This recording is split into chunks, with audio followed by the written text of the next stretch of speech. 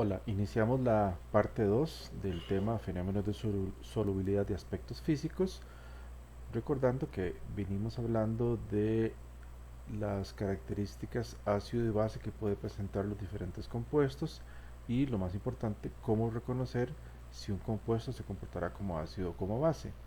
En esta segunda parte lo que veremos es un par de definiciones muy sencillas que es necesario que las recordamos, las tengamos presentes y nos enfocaremos en cómo la estructura química de un compuesto, en este caso electrolitos débiles, puede influir en la forma en la que se va a disolver.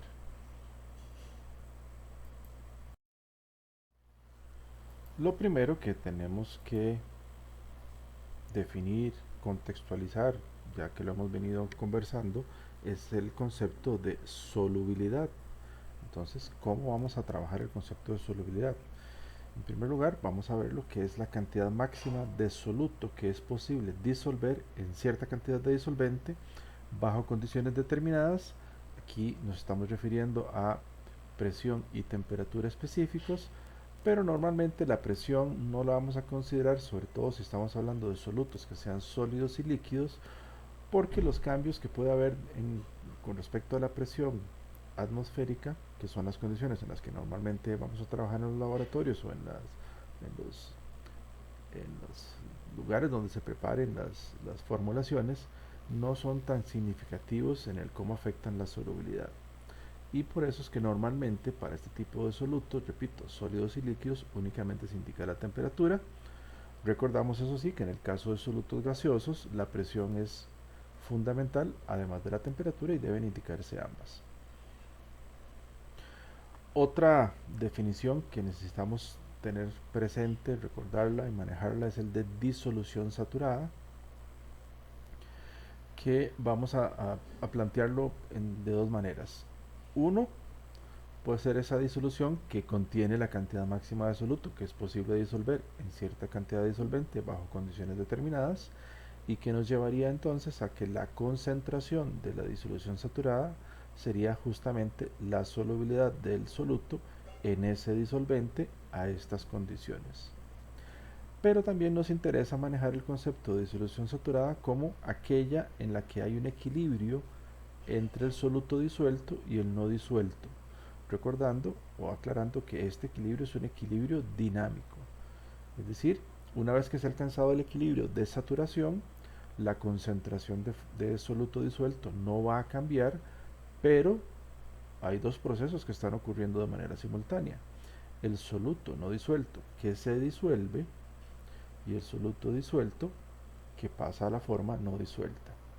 Solamente que como están en equilibrio, los dos procesos ocurren a la misma velocidad y pareciera que nada cambia. Ese es el concepto de equilibrio dinámico y que necesitamos tener presente acá cuando hablamos de disolución saturada. Entonces, reforzar eso, la concentración de la disolución saturada será la solubilidad del soluto en ese disolvente bajo estas condiciones determinadas. Y esto nos lleva a recordar también la regla de las fases de Gibbs.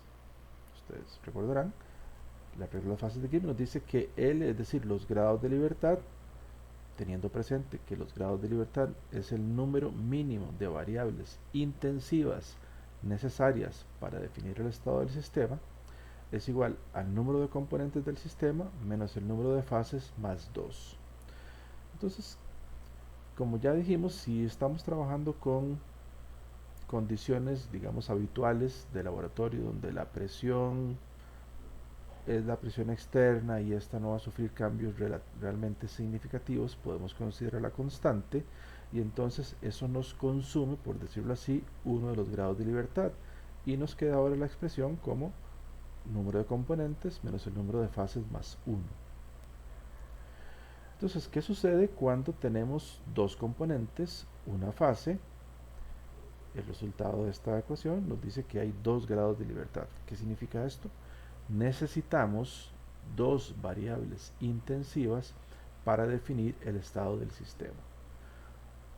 Una del par más usual sería concentración y temperatura, pero vean que podría ser temperatura y densidad, densidad y concentración, etcétera, etcétera. Cualquier combinación de dos variables intensivas nos da eso. ¿Qué significa entonces que es el número mínimo? Bueno, que cuando fijamos estas dos variables intensivas, todas las demás automáticamente tienen un único valor. Entonces, por ejemplo, si usamos temperatura y concentración, eso implica que a esa presión, a esa temperatura y a esa concentración, la densidad, la tensión superficial, el índice de refracción, etcétera, etcétera, solo pueden tener un valor. Y en el caso de una disolución saturada, donde tendríamos dos componentes, una disolución binaria, ¿verdad? Soluto disolvente, que esté saturada, hay dos fases. Recuerden lo que hablamos del equilibrio sólido o soluto no disuelto y soluto disuelto, por lo tanto hay dos fases. Eso nos da un grado de libertad. ¿Qué significa esto?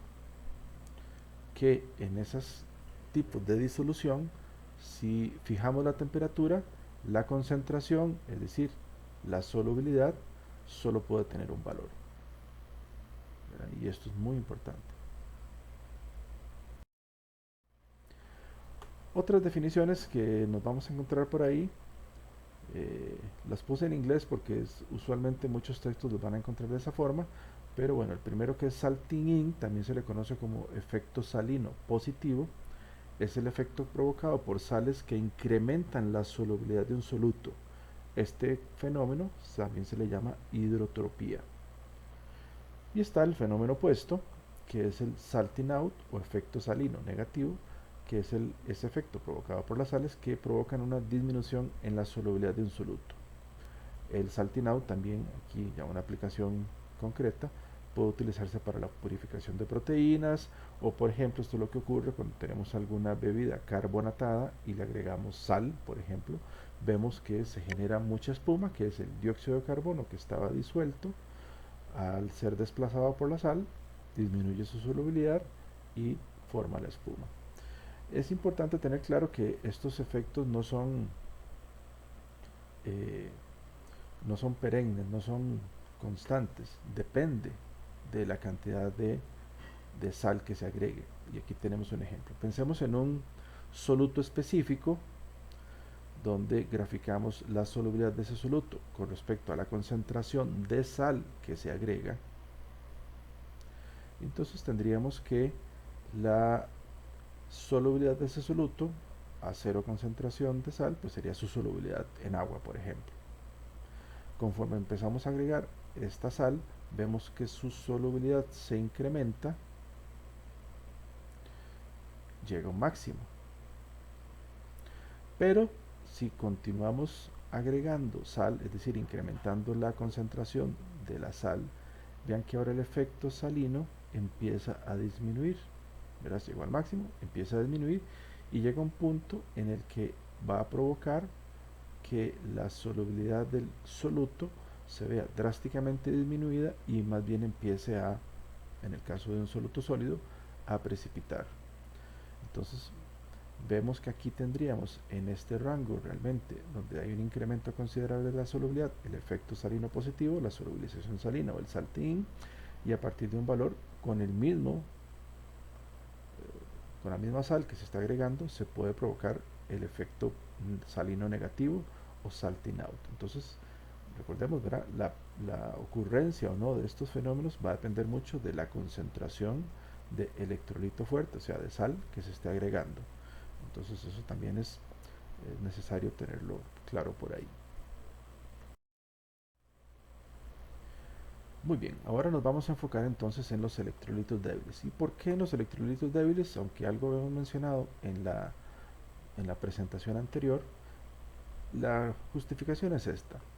La mayoría de los principios activos de síntesis química, es decir, aquí estamos dejando por fuera todos los de síntesis biológica o biotecnológica, es decir, macromoléculas, estamos hablando prácticamente de moléculas con una masa molar máximo alrededor de 600 a 700, pertenecen a la categoría de ácidos o bases débiles. De hecho, una clasificación quizás que podría estar un poquito modificada en este momento, pero hace unos cuantos años andaba por acá, de el total de los principios activos, repito, de síntesis química, un 75% van a ser bases débiles, cerca de un 20% ácidos débiles. Es decir, ya tenemos el 95% de esos principios activos, por lo que nos queda nada más un 5% restante que son de carácter no iónico o anfótero o son alcoholes.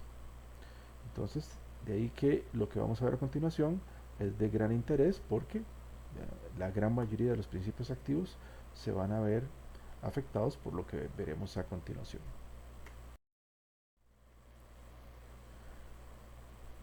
Entonces, en este tipo de compuestos, ya vimos en la presentación anterior que el que se comporten como ácidos o como bases depende de los grupos funcionables que estén presentes en la molécula.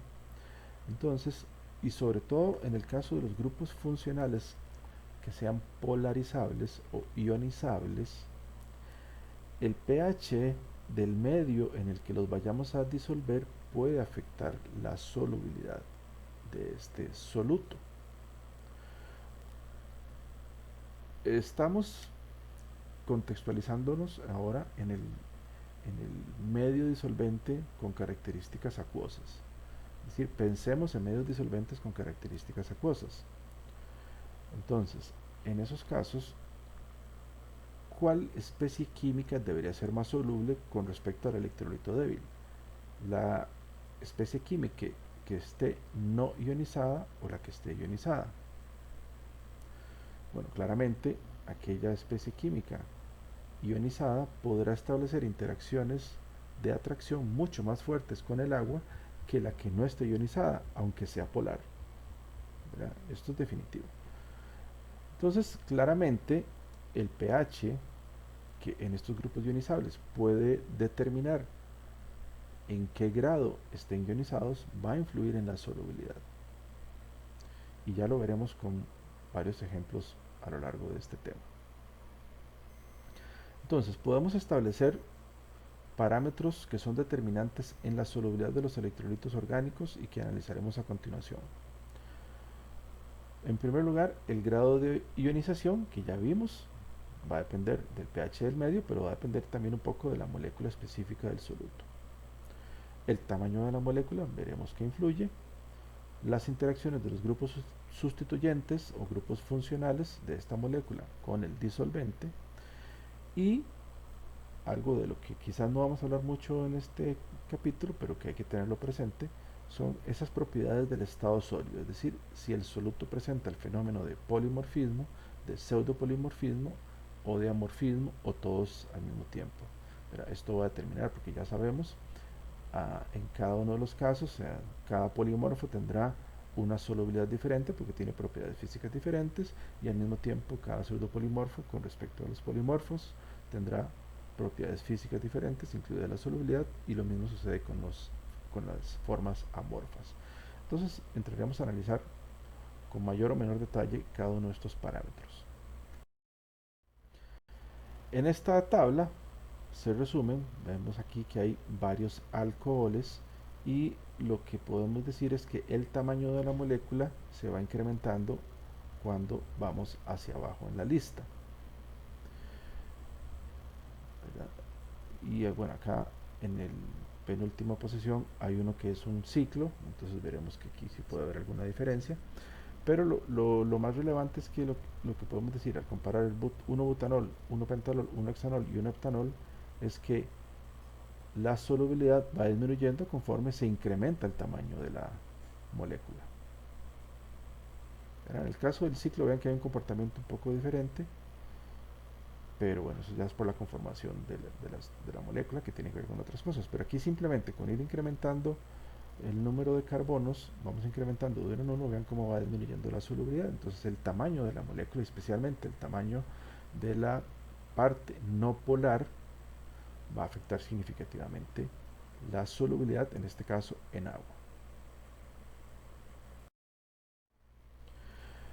Acá lo que tenemos es una serie de grupos funcionales que pueden funcionar como sustituyentes en moléculas de características orgánicas y cómo se clasificarían en términos de su interacción con el agua. Estos primeros de acá se caracterizan como hidrofóbicos, es decir, no se espera que aporten grandes interacciones de atracción con el agua, más bien tenderían a repelerse y por lo tanto estos sustituyentes disminuirían considerablemente la solubilidad en agua. Acá tenemos estos otros que se caracterizan como ligeramente hidrofílicos. Este sería hidrofílico, muy hidrofílicos o hidrofílicos. Entonces es una manera de que si logramos identificar estos grupos funcionales en una molécula, podemos ir predeciendo cómo se va a comportar cuando se entre en contacto con el agua, si eso va a incrementar o disminuir su solubilidad. En esta tabla lo que vemos es un compuesto, la acetanilida, y vamos a analizar cómo afecta la modificación del sustituyente en la posición X. Inicialmente en la acetanilida la posición X la ocupa el hidrógeno y presenta esta solubilidad. Entonces podemos ver acá que el efecto que provocan sustituyentes hidrofóbicos es una clara disminución de la solubilidad, y el agregar sustituyentes que se han catalogado como hidrofílicos o muy hidrofílicos provocan un incremento considerable de la solubilidad en agua de esta estructura base. Entonces esta es una demostración del efecto significativo que puede tener la modificación de un sustituyente en cuanto a la solubilidad acuosa del compuesto.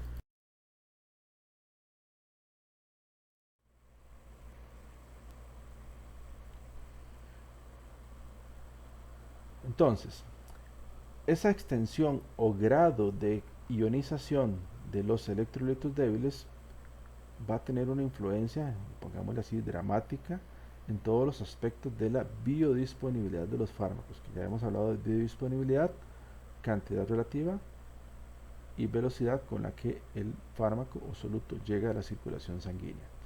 Entonces, esta extensión o grado de ionización depende de dos factores.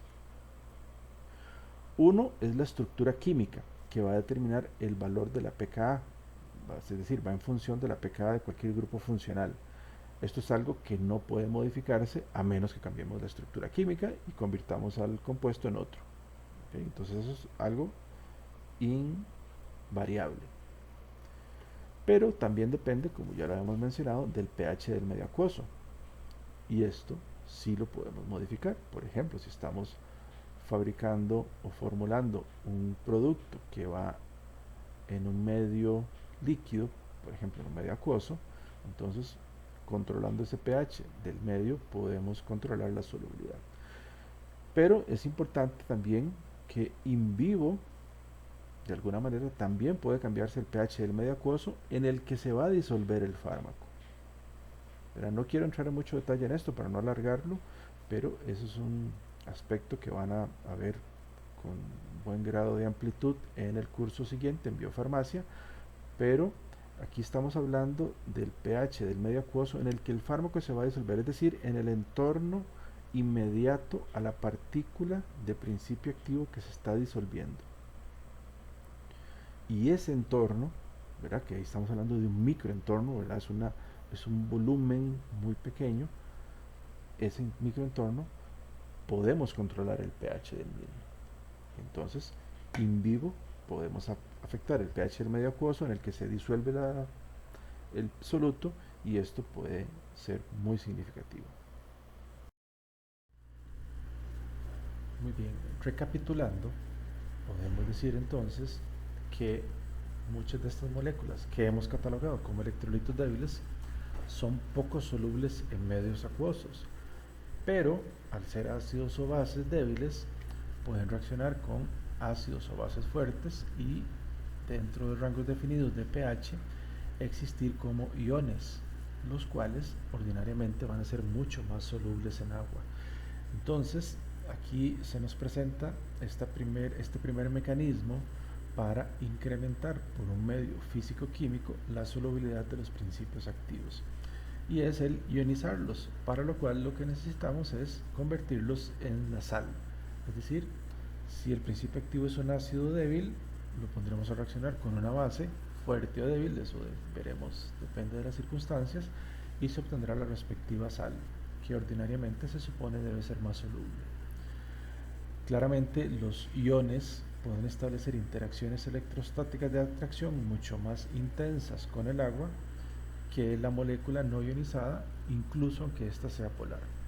Y en el caso de las bases, pues podrían reaccionar con ácidos fuertes o débiles, depende de las circunstancias, y nuevamente formar las respectivas sales que a priori son muchísimo más solubles. Continuamos analizando las influencias de la estructura química en la solubilidad de los compuestos que son electrolitos débiles. Acá lo que tenemos son una serie de ácidos carboxílicos donde lo que va cambiando es el largo de la cadena no polar, y lo que podemos afirmar en las circunstancias de los ácidos carboxílicos es que aquellos que tengan 5 o más carbonos en la cadena lateral, normalmente en la forma no ionizada son poco solubles en agua, pero al ponerlos a reaccionar con una base y formar su respectiva sal, son bastante solubles en agua. Sin embargo, cuando el largo de la cadena es superior a los 10-12 carbonos, depende de la base fuerte con la que se pongan a reaccionar, la sal puede ser soluble o no. Por ejemplo, al reaccionar con hidróxido de sodio o de potasio, las sales son completamente solubles, pero si se utilizan, por ejemplo, hidróxido de calcio o de magnesio, en este tipo de ácidos carboxílicos de cadena más larga, las sales son completamente insolubles. Cualquiera de estos ácidos, al reaccionar con una base fuerte y formar las respectivas sales, se convierten en lo que conocemos como jabones.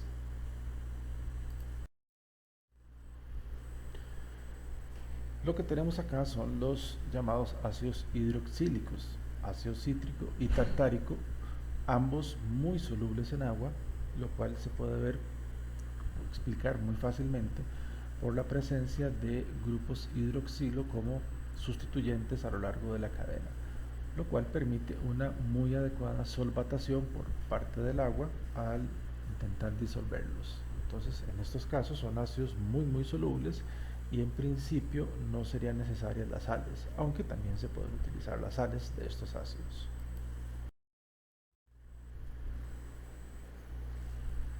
Estos son los llamados ácidos aromáticos, como ejemplo el ácido benzoico y el ácido salicílico. Y el fenol, aunque no tiene un grupo carboxilo, como ya lo habíamos visto anteriormente, por la estabilización por resonancia del anión, presenta cierto grado de facilidad para ceder ese protón. Entonces, estos ácidos, al ponerlos a reaccionar con bases incluso débiles, forman las respectivas sales que son bastante solubles. Pero precisamente al ser ácidos tan débiles, sus bases conjugadas son relativamente fuertes, así que en presencia de cualquier grupo ácido significativo pueden volver a protonarse, provocando la aparición de la forma no disociada, que es menos soluble y que eventualmente podría precipitar. Como mencionamos anteriormente, dentro de los electrolitos débiles, un grupo significativamente numeroso es el de las bases débiles. De hecho, es el mayor porcentaje de principios activos entran en esta categoría, en la cual podemos encontrar alcaloides como la atropina, anestésicos locales como la lidocaína, antihistamínicos como la clorfeniramina, famotidina u otros tipos, como la amlodipina. Normalmente muy poco solubles en agua, pero si se intentan disolver en disoluciones relativamente diluidas de ácidos, pueden formar las respectivas sales muchísimo más solubles.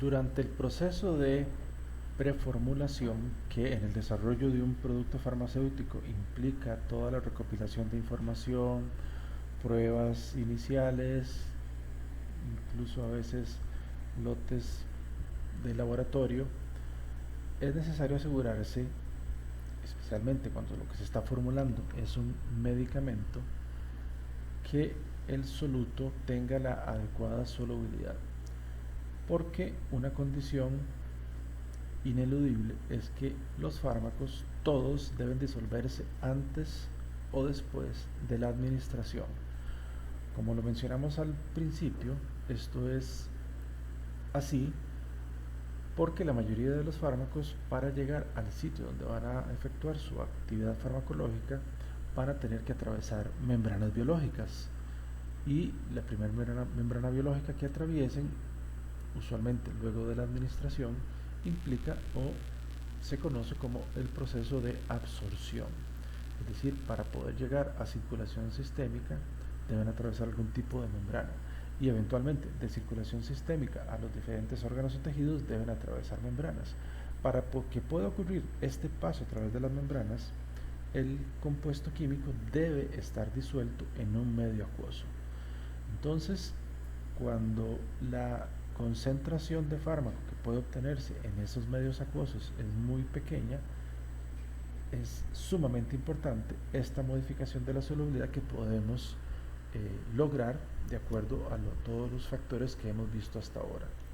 Y lo más importante es que en una primera etapa, para muchos fármacos, esta modificación puede lograrse por simples medios físico-químicos. En primer lugar, una reacción química que nos favorezca la aparición de la respectiva sal o forma ionizada. Y en esto es en lo que vamos a hacer énfasis en esta primera parte del capítulo.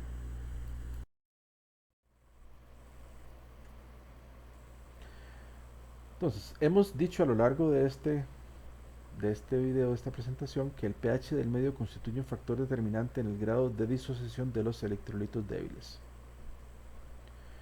Entonces, el que se alcalinice o acidifique el medio puede aumentar la solubilidad, en este caso de fármacos con carácter ácido cuando lo alcalinizamos, o fármacos con carácter básico cuando lo acidificamos, respectivamente.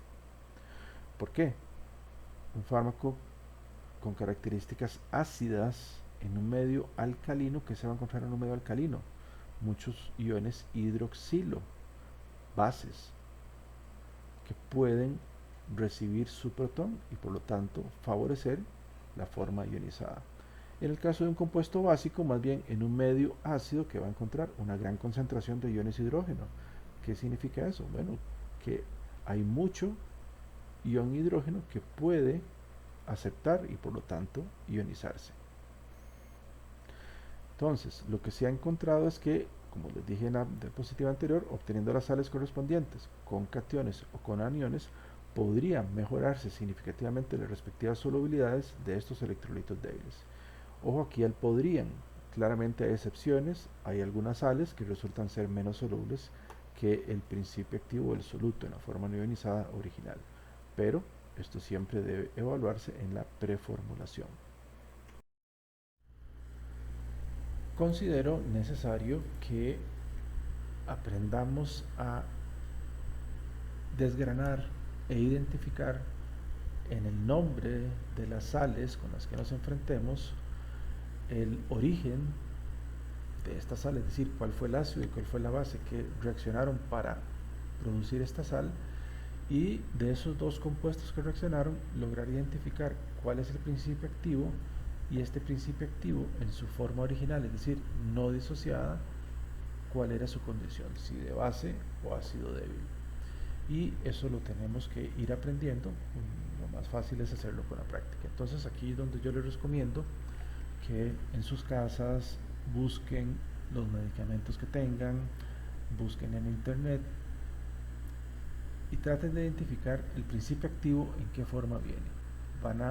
Probablemente van a encontrar que un gran porcentaje de los medicamentos contienen los principios activos en formas de sales, precisamente por lo que hemos visto hasta ahora, porque en esa especie química ionizada se supondría que es mucho más soluble que la forma no ionizada. Ahora, ¿cómo identificar a partir del nombre los compuestos originales y el principio activo? Bueno, normalmente hay alguno de las palabras que veremos en el nombre de la sal que nos es más difícil de recordar o identificar. Es decir, lo que nos va a sonar un poco más extraño, con mucha frecuencia, probablemente sea el principio activo. Y esa es una guía, digamos, un poco arbitraria, no muy científica, pero que funciona en muchos casos. Vamos a verlo primero con los ejemplos. Entonces aquí tenemos el clorhidrato de efedrina, clorhidrato por la terminación ato, implícita que proviene de un ácido en terminación ico, y el ácido correspondiente sería el ácido clorhídrico. Por lo tanto, la efedrina en su estado original era una base débil y corresponde al principio activo, base débil. En el caso del salicilato de sodio, haciendo el mismo análisis, pues el salicilato viene del ácido salicílico, que debe haber reaccionado con, por ejemplo, hidróxido de sodio para formar esta sal. Por lo tanto, el principio activo, el ácido salicílico, es un ácido. En el caso de la oxacilina sódica, pues lo mismo, el sodio debe provenir del hidróxido de sodio. Por lo tanto, la oxacilina en la forma no ionizada era un ácido, y este, siendo el principio activo, que de hecho es un antibiótico, es un ácido débil.